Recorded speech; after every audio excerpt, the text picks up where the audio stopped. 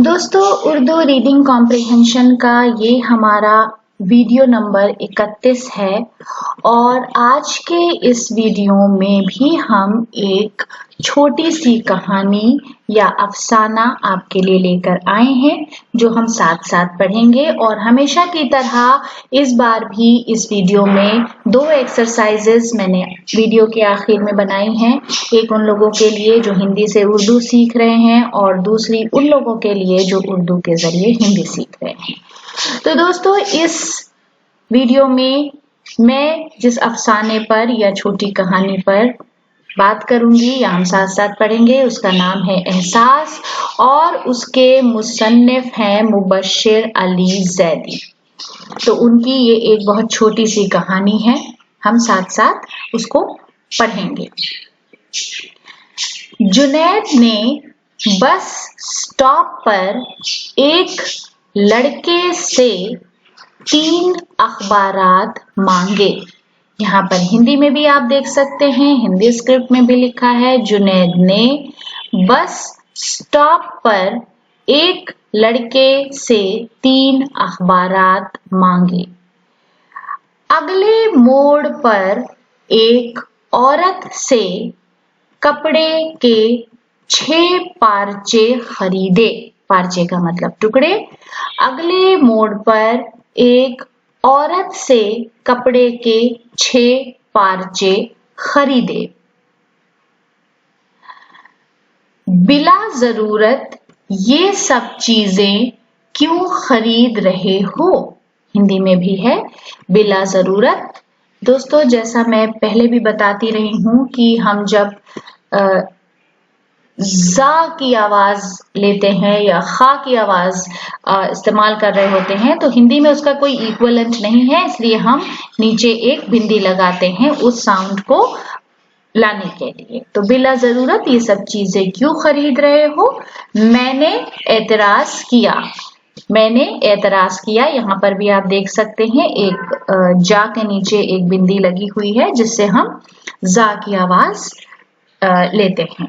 जुनैद ने ठंडा सांस लिया। जुनैद ने एक ठंडा सांस लिया। एक शख्स, तो यहाँ पर भी आप देख सकते हैं खा है और यहाँ पर मैंने बिंदी लगाई हुई है। एक शख्स चौक में टाफियां लेकर खड़ा रहता था। एक शख्स चौक में टाफियां, यहाँ पर भी आप देख सकते हैं फा, लेकर खड़ा रहता था। चंद दिन बाद मैंने देखा वो भीख मांग रहा था। चंद दिन बाद मैंने देखा वो भीख मांग रहा था। तो दोस्तों, एक बात और यहाँ पर कि जब हम हिंदी में लिखते हैं तो हम भीख लिखते हैं, लेकिन उर्दू में हम काफ के साथ उसे लिखते हैं। खा की आवाज नहीं आती है, इसलिए दो चश्मे नहीं लगाते हैं। मैं एहसास से जुर्म का शिकार हूँ। मैं एहसास से जुर्म का शिकार हूँ। हर चौराहे से कुछ ना कुछ खरीद लेता हूँ।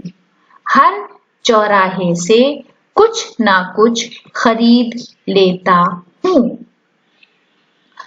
तो दोस्तों, ये एक बहुत मुख्तसर अफसाना या छोटी सी कहानी थी। अब हम आते हैं एक्सरसाइज के सेक्शन में। तो ये पहली एक्सरसाइज है उर्दू सीखने वालों के लिए, यानी वो लोग जो उर्दू सीख रहे हैं।